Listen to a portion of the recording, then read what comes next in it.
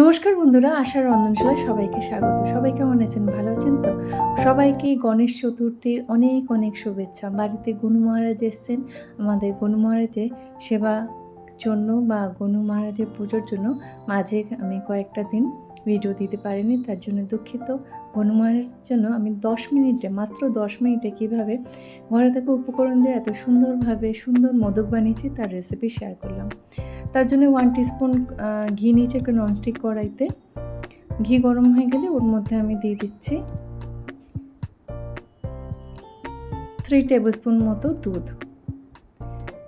দুধ আর ঘি খুব ভালোভাবে আমি মিশিয়ে নিচ্ছি। দুধ ঘি একটু ভালোভাবে মেশানোর পর আমি নিয়ে নিচ্ছি হাফ কাপ পরিমাণে গুঁড়ো দুধ বা মিল্ক পাউডার যেটা বলে। এই সব কিছু কিন্তু লো ফ্লেমে হবে, হাই ফ্লেমে কোনোটাই হবে না, তাহলে পুড়ে যেতে পারে। এবার দুধ, ঘি, মিল্ক পাউডার খুব ভালোভাবে মেশাতে হবে এবং মেশাতে মেশাতে দেখবেন এটা একটু এই যে পাতলা লিকুইড ভাবটা আছে সেটা অনেকটাই আঠালো মতো হয়ে যাবে, ননস্টিক থেকে উঠে আসবে। তখনই আমাদের মোদক বানানোর যে ডো বা মাওয়া বা খোয়া সেটা রেডি হয়ে যাবে। আমি এখানে চিনি দিচ্ছি না। অনেক ডায়াবেটিক পেশেন্ট থাকেন যারা মোদক খেতে পারেন না। এইভাবে যদি বাড়িতে মোদক বানান আমার মনে হয় তাদের ভালো লাগবে। খোয়ার স্বাদ তো আমরা সবাই জানি একটু নোনতা হয়, কিন্তু খেতে মন্দ হয় না, তাই না? আমাদের খোয়া রেডি বা মোদক বানানোর ডো রেডি।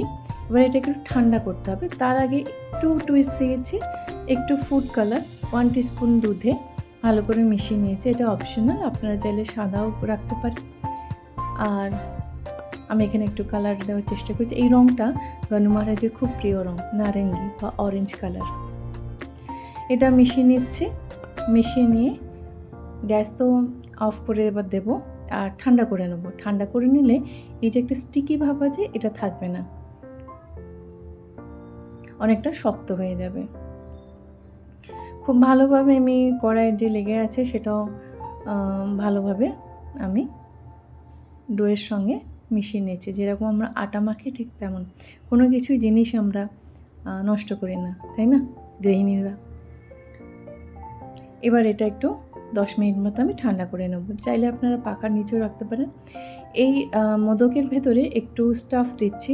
অনেকে নারকেল কোড়া বা অনেক মিষ্টি জাতীয় অনেক কিছু জিনিস বা ড্রাই ফ্রুট দিয়ে থাকেন। আমি এখানে খেজুর দিচ্ছি।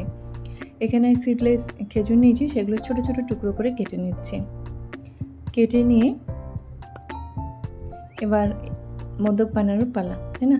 এখানে আমি মোদকের সাজা ইউজ করেছি। আপনারা চাইলে লাড্ডু বানাতে পারেন। আমি এইভাবে মোদকের সাজাতে একটু ঘি লাগিয়ে নিয়েছি, এতে অনায়াসে মোদকটা বানানো যায়।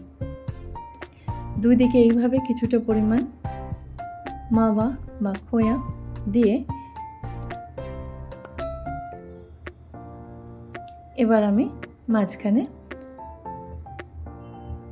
কয়েক টুকরো খেজুর দিয়ে দেবো।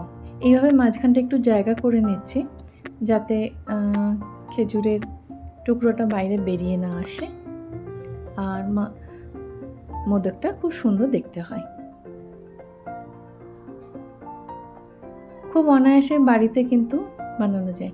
শুনতে পাচ্ছেন কি নিচেও আমাদের যে কমপ্লেক্সে থাকে সেই কমপ্লেক্সেও গণপতি পুজোতে এখানে অনুষ্ঠান হচ্ছে আছে, তার আওয়াজ পাচ্ছেন, এর জন্য দুঃখিত। খুব সুন্দরভাবে দেখুন মোদক কিন্তু রেডি হয়ে যায়। একই পদ্ধতিতে এইভাবে আমি বাকি মোদকগুলো তৈরি করে নেব।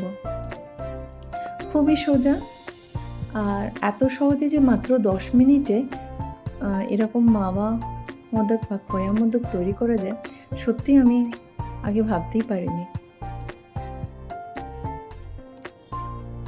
কারণ আজকাল ব্যস্ততার দিনে না কারোর হাতে অত সময় নেই যে অনেক কিছু করার, কিন্তু মোদক তো গনু মহারাজের খুব প্রিয় জিনিস। তা সেই চালের আটার হোক বা মাওয়া বা খোয়ারই হোক, সে যে কোনো প্রকারই হোক, ওনার কিন্তু খুব পছন্দের জিনিস লাড্ডু, মোদক, তাই না? এইভাবে একে একে বাকি মোদকগুলো আমরা বানিয়ে নিচ্ছে। দেখলেন তো কত সহজে বানানো যায়। আর একটু ডিটেলসে আমি আপনাদের এরকমভাবে দেখিয়ে দিচ্ছি যাতে আপনাদের বানাতে অসুবিধা হয়। এই মোদকের সাঁচাগুলো অনলাইন পেয়ে যাবেন বা যে কোনো কিরানা স্টোর মানে জেনারেল স্টোরে পেয়ে যাবেন যদি মহারাষ্ট্রে থাকেন। আর মহারাষ্ট্রের বাইরে থাকলে আপনাকে অনলাইনে একমাত্র আপনাদের ভরসা হতে পারে। আমি যেহেতু মহারাষ্ট্রে থাকি তাই জেনারেল স্টোর থেকে কিনেছি।